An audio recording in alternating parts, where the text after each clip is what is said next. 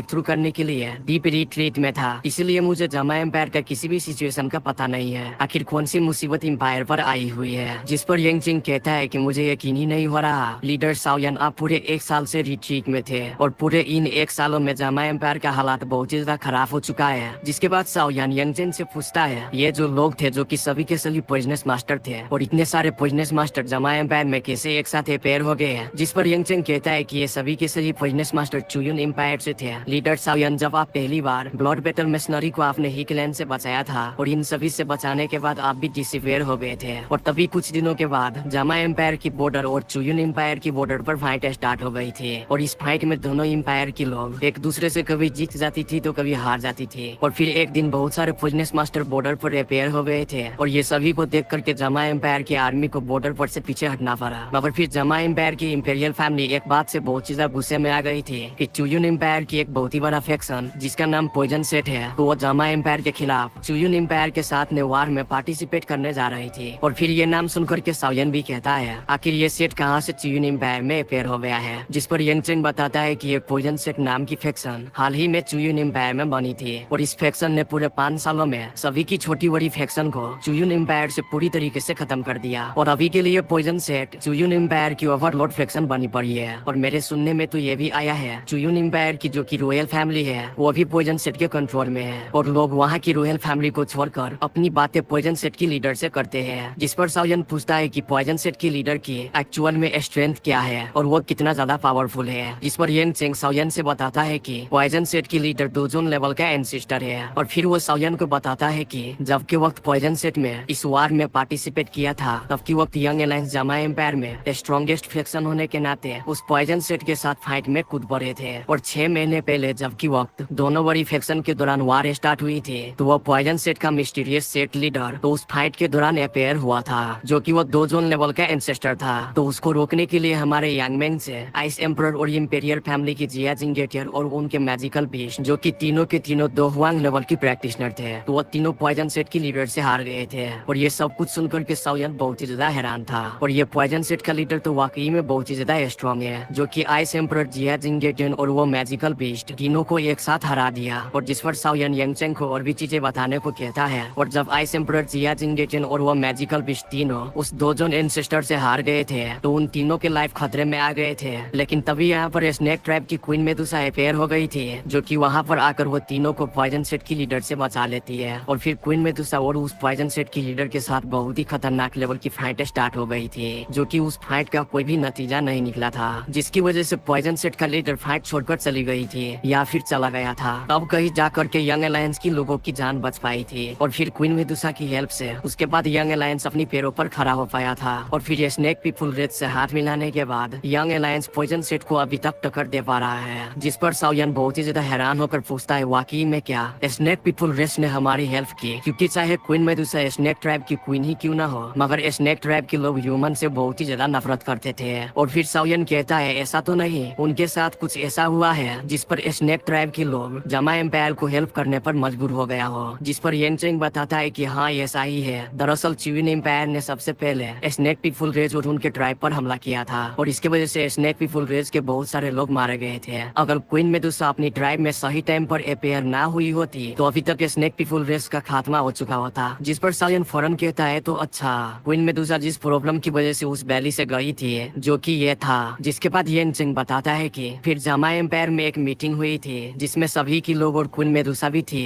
और उनमें से सभी की लोग और क्वीन मेदुसा और इनके स्नेक पीपुल रेज के लोग भी थे। वो इस बात पर एग्री होते हैं जैसा कि सभी के दुश्मन चुयुन एम्पायर है तो क्यों न हम सभी लोग हाथ मिला ले। और इसके लिए इंपीरियल फैमिली की जिया जिंगेटियन ने स्नेक पीपुल रेज और क्वीन मेदुसा को इस फाइट पर जीत को हासिल करने के बाद जिया जिंगेटियन ने स्नेक पीपुल रेज की लोगों को गामा एम्पायर में एक जमीन का हिस्सा देने का वादा किया जहाँ पर स्नेक ट्राइब के लोग अच्छे से फले फूलेंगे। और फिर साओयन सोचता है कि स्नेक पीपुल रेज के पास काफी सारे एक्सपर्ट्स है और मुझे अपनी यंग अलायंस पर काफी ज्यादा मान भी है। और फिर साओयन यूनजेन से पूछते हैं कि तो इस यूनियन से तो चुयुन एम्पायर को काफी ज्यादा नुकसान हुआ होगा और चुयुन एम्पायर तो हार भी गया होगा। जिस पर यंगचेंग बताता है कि अगर मामला ऐसे ही चलते तो वैसा ही होता, मगर तभी चुयुन एम्पायर ने गामा एम्पायर के साथ 2 और बड़े एम्पायर को अपने साथ हाथ मिला लिया और जिससे चुयुन एम्पायर की पावर और भी ज्यादा बढ़ गई थी। जिसके बाद यंग अलायंस पर काफी ज्यादा प्रेशर भी आ गया था। जिस पर साओयन सोचता है कि 2 एम्पायर्स कहे, लुओयान एम्पायर और मुलान एम्पायर तो नहीं है, जो कि जामा एम्पायर की बगल में ही है। जिस पर यिंगजिंग बताता है कि हाँ, और फिर बताते हैं कि इन बड़े एम्पायर्स की अपनी अपनी बड़े फैक्शंस है, जो कि जामा एम्पायर से कम पावरफुल नहीं, और उनकी दोनों फैक्शन का नाम गोल जी सेट और मुलान बेली है। और ये सब कुछ साओयन बहुत ही ध्यान से सुन रहा था। और फिर यंगचेंग और भी बताता है, गोल जी सेट यंग दुआ एम्पायर की स्ट्रॉन्ग फैक्शन है, जिनका किल लीडर यंग गुआ टियान है। वो भी एक इनिशियल स्टेज का दोजोन लेवल का एंसेस्टर है। और मुलान बेली मुलान एम्पायर की फैक्शन है, जिसके पास दोजोन लेवल का एक्सपर्ट तो मौजूद नहीं, लेकिन उनके पास एक यूनिक की मेथड है, जिनका नाम 3-7 स्किल है। और उस सेट में 3 बड़े बड़े एल्डर्स है, जो कि ये की मेथड को तीनों प्रैक्टिस करते हैं, जो कि वो तीनों दोवांग लेवल की पिक के बोर्ड से बचाएंगे। जिसके बाद साओयन यंगचेंग को झपकी देकर कहते हैं, तुम फिक्र मत करो, यंग अलायंस तबाह नहीं होगा। अगर कोई भी उसे तबाह करना चाहते हैं तो उसको मुझसे होकर गुजरना होगा। और अभी के लिए मुझे लगता है मैं और बहुत ही आलसी अलायंस लीडर हूँ, जिसको कि इस हालात की अभी तक खबर ही नहीं थी। और यंगचेंग ये बात को सुनकर के खुश हो जाता है, क्योंकि वो जानता था कि साओयन, जो कि अभी 20 साल का लड़का है, जो कि इतनी सी एज में इतने ज्यादा पावरफुल यंग अलायंस का लीडर है, तो ये लड़का आने वाले टाइम में इतने ज्यादा पावरफुल हो जाएगा जिनको की कोई उम्मीद भी नहीं कर सकते हैं। जिसके बाद यंगचेंग हुए साओयन से कहता है, चीफ साओ, मैं और जामा एम्पायर और आपकी यंग अलायंस की लोग वो बस आपकी रिटर्न का ही वेट कर रहे होंगे। और अब जामा एम्पायर की सेवियर्स आप ही हो। और अगर अभी के लिए आप फाइट के लिए फर्स्ट लाइन में शामिल होना चाहते हो तो आप ईस्टर्न माउंटेन फोर्ट्रेस की तरफ चले जाए। और वहाँ पर अभी बहुत ही जोरों शोरों से बैटल चल रही है, और अभी के लिए यंग अलायंस के बहुत सारे एक्सपर्ट वहीं पर मौजूद हो सकते हैं। तो साओयन कहता है कि अगर ये बात है तो हमें यहाँ पर रुकना नहीं चाहिए। और फिर यंगचेंग को बीट करते हुए साओयन यहाँ पर से आसमान में उड़ जाता है। और साओयन कहता है कि मेरे यंग अलायंस के लोग, तुम सभी अब मेरा थोड़ा इंतजार करो, मैं यंग अलायंस की चीफ साओयन अब मैं वापस आ रहा हूँ। और अब साओयन ईस्टर्न माउंटेन फोर्ट्रेस की तरफ बहुत ही ज्यादा स्पीड के साथ जाने लगता है। और अभी के लिए साओयन के पीछे पीछे जिया भी आ रही थी, और वही साओयन बहुत ही ज्यादा स्पीड से बैटल ग्राउंड की तरफ जा रही थी, क्योंकि साओयन अभी बहुत ही ज्यादा परेशान था, क्योंकि साओयन ने इन सभी चीजों के बारे में कभी एक्सपेक्ट ही नहीं किया था। और साओयन को इस बात से भी डर लगा हुआ था, क्योंकि उसका यंग अलायंस खत्म होते होते बचा है। अगर क्वीन मेडुसा वहाँ पर टाइम पर नहीं आती तो यंग अलायंस खत्म तो होता ही, उसके साथ ही उसका साओ फैमिली भी खत्म हो जाती। और हॉल ऑफ सोल, जो कि साओ फैमिली को खत्म करना चाहते हैं, तो उनका काम वो तीनों के एम्पायर कर देते हैं। और जिसके बाद साओयन उड़ते हुए तीनों एम्पायर से कहता है कि तुम्हें किसी शेर को छेड़ना नहीं चाहिए था।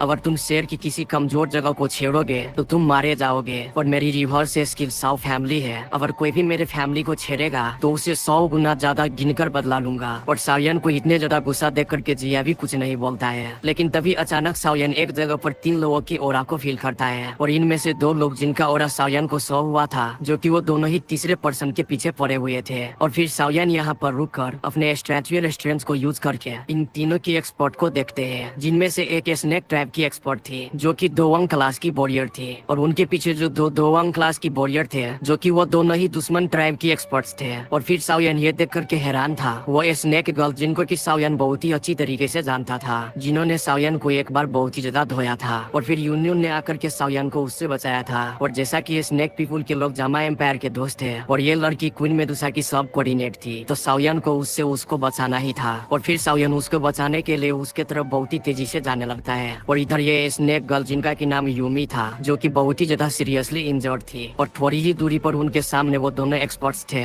जिनको की यूमी गुस्से से कहती है, एक बार बस में ठीक हो जाओ, मैं तुम दोनों की बॉडी से मांस नोच कर अपने प्यारे बच्चों को खिला दूंगी। और फिर वो दोनों ही एक्सपर्ट यूमी पर और भी ज्यादा अटैक करते हैं, जिसके बाद यूमी बहुत ही पीछे धकेला जाता है। और ये देख करके यूमी यहाँ पर से फिर से भागने लगती है। और अभी के लिए यूमी लिंगियन सिटी की गार्डियन बनी हुई थी, और अब लिंगियन सिटी तो पूरी तरीके से तबाह हो चुका था, और तीनों एम्पायर के एक्सपर्ट्स यहाँ पर एंटर भी हो चुके थे। और पिछले कुछ दिनों की स्टार्ट हुई फाइट में यूमी दोवांग की 7 स्टार पर होने के बावजूद भी बहुत सारे एक्सपर्ट्स को पीछे धकेल पा रही थी। और अभी के लिए उसकी बहुत ही ज्यादा किस्मत खराब थी, क्योंकि तीनों के तीनों बड़े एम्पायर्स ने 3 दोवांग क्लास की एक्सपर्ट्स को भेज दिया था, जिनको मिलाकर इन तीनों की स्ट्रेंथ दोवांग की 1 स्टार पर थी। और लिंगियन सिटी को बचाने और उस सिटी के लोगों को बचाने के खातिर यूमी यहाँ पर से भागने लगती है, ताकि वो तीनों एक्सपर्ट्स की ध्यान भटका सके, ताकि वो सिटी के लोगों को टाइम मिल सके और अपनी जानें बचा सके। और अभी के लिए तीनों की तीनों एक्सपर्ट बहुत ही ज्यादा गुस्से में थे। और फिर यहाँ पर एक एक्सपर्ट सिटी में रुक जाता है, और दोनों के दोनों एक्सपर्ट यूमी के पीछे लग जाता है, क्योंकि वो सभी लोग यूमी को अभी तक नहीं पकड़ पाए थे। और इनमें से एक बंदा कहता है कि बस ये लड़की मेरे एक बार हाथ आ जाए, जिसके बाद मैं उस लड़की को बहुत ही ज्यादा तड़पाऊंगा। जो देख करके दूसरा बंदा कहता है, हमारे गुयन एम्पायर में स्नेक पीपल रेस के लड़कियों पर मार्केट में काफी ज्यादा बोलियां लगते हैं और इनकी बहुत ही ज्यादा डिमांड होती है और ये लड़की तो आम लड़की से बहुत ही ज्यादा खूबसूरत है। जिसके बाद पहला बंदा कहता है तो फिर हमें उसको अपने हाथ से जाने देना नहीं चाहिए और जिसके बाद यूमी एडजस्ट होकर नीचे गिर जाती है और जिसके बाद वो दोनों एक्सपर्ट उसका रास्ता रोक करके उसको पकड़ने के लिए आगे बढ़ने लगते हैं और उसके साथ ही उनमें से एक बंदा कहता है और अब मैं तुम्हें अपना दासी बनाकर तुम्हारा मजा सकूंगा। जिसके बाद दूसरा बंदा कहता है कि उसको छोड़ो, हमें उससे पहले उसकी दावकी को तबाह करना होगा।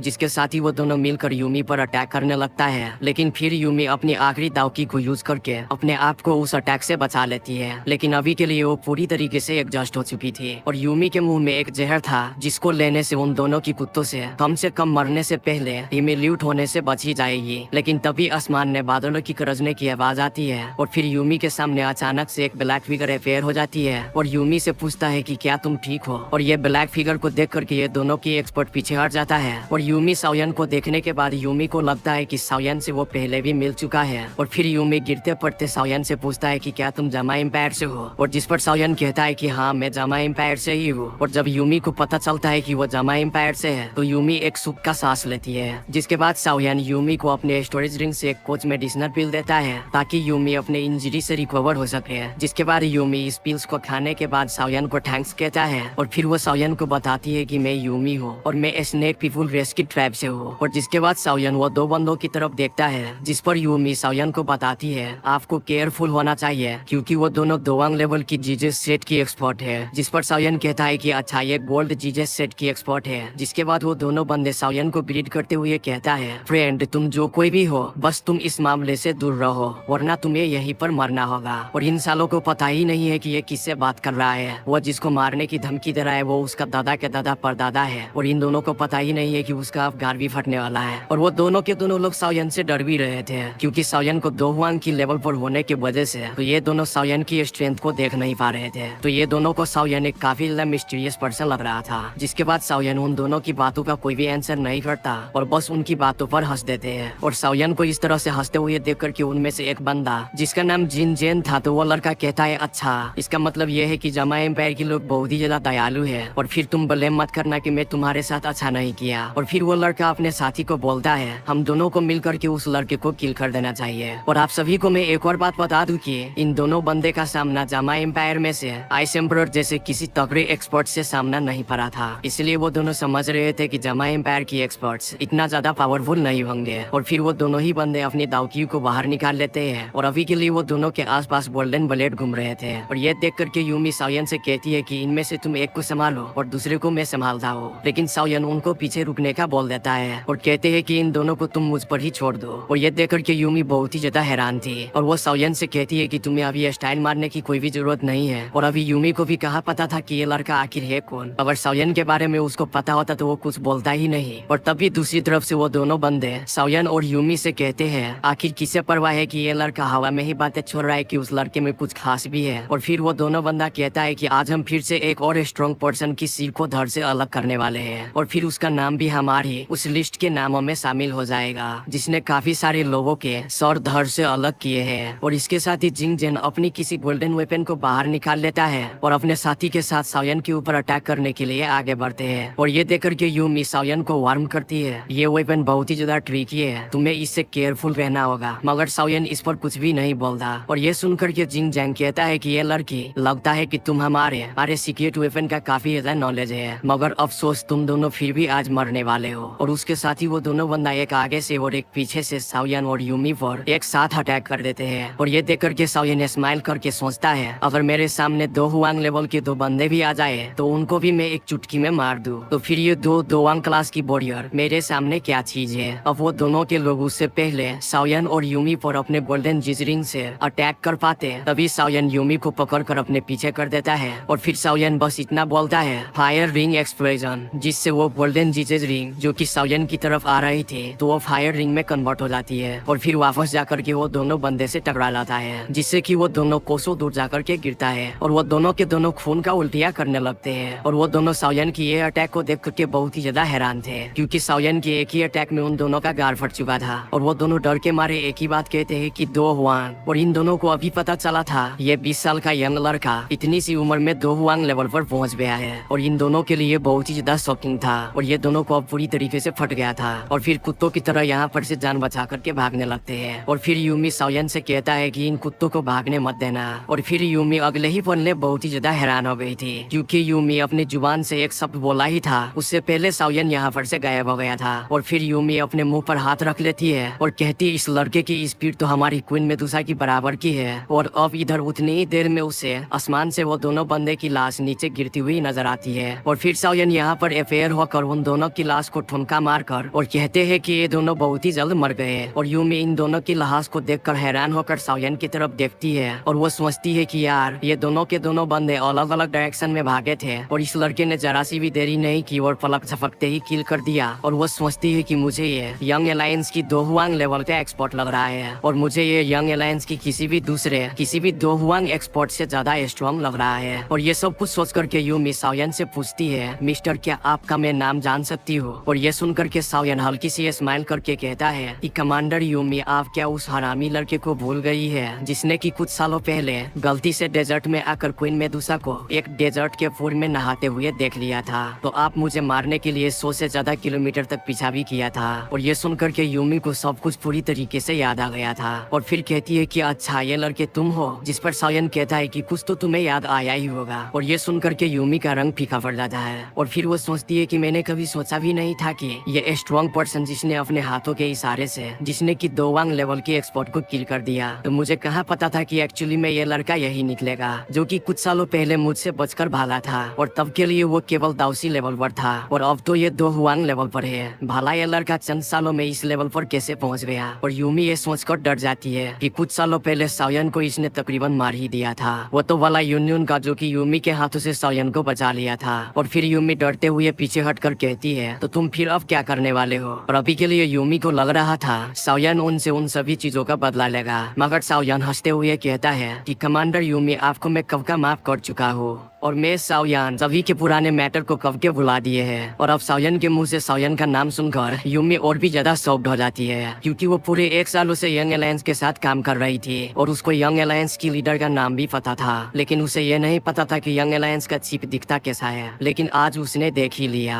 कि ये ठरकी लड़का यंग अलायंस की चीफ और इतना ज्यादा स्ट्रॉन्ग है। जिसके बाद यूमी साओयन से पूछती है तो आप ही है यंग अलायंस की चीफ। जिसके बाद साओयन हाँ में सिर हिला देते हैं और फिर यूमी सोचता है कि कुछ सालों पहले ये लड़का मेरे सामने झुक सकता था, आज मैं उनके सामने झुकने पर मजबूर हूँ। लेकिन तभी साओयन उसे कहता है कि मैं यंग अलायंस की ओनर नहीं, कि तुम इतना कह सकती हो कि मैं जामा एम्पायर की फैक्शंस को मिलाकर वहाँ पर यंग अलायंस को बनाया है। और इधर यूमी साओयन से सीधा कहती है वैसे आप काफी ज्यादा गैर जिम्मेदार चीफ हो। अगर हमारी क्वीन मेदुसा वहाँ पर ना होती जो कि दोजोंग लेवल की एक्सपर्ट है, तो यंग अलायंस कब का खत्म हो चुका होता। जिसके बाद साओयन हल्की से स्माइल करते हुए यूमी से कहता है दरअसल मैं इतनों दिनों के लिए रिट्रीट में था, इसलिए मुझे कुछ भी पता नहीं कि इन 1 सालों में हुआ क्या। जिस पर साओयन यूमी से पूछता है कि अब ये बताओ कि सिचुएशन कैसा है। और यूमी बताती है कि अभी के लिए हालत बहुत ही ज्यादा खराब है और कुछ ही अरसे पहले हर मैजिस्ट्रेट क्वीन मेदुसा और पॉइजन सेट की लीडर के दरमियान काफी ज्यादा फाइट हुआ था, जिसमें कि क्वीन मेदुसा और पॉइजन सेट की लीडर दोनों ही इंजर्ड हो गई थी। और फिर पॉइजन सेट की लीडर अपनी इंजरी को हील करने के लिए यहाँ पर से चली गई थी और अपनी क्वीन मेदुसा को इंजरी से रिकवर होने का टाइम ही नहीं मिला, क्योंकि अभी के लिए गोल जीजे सेट का लीडर यंग लुआटियान और मुलान वैली के 3 एल्डर जिसके पास 3 बीच 7 स्किल है, जो कि दोजोन लेवल के एंसेस्टर से कम नहीं, तो वो सभी थोड़े थोड़े टाइम पर मिलकर अटैक करते हैं। और अभी के लिए हमारे क्वीन मेदुसा इन सभी को बहुत ही मुश्किल से रोक रखा है और साओयन का दिल इन सभी चीजों के बारे में सुन करके डूब सा लाता है और कहते हैं कि अगर मेदुसा उनसे हार गई तो जामा एम्पायर की लोगों का मोराल गिर जाएगा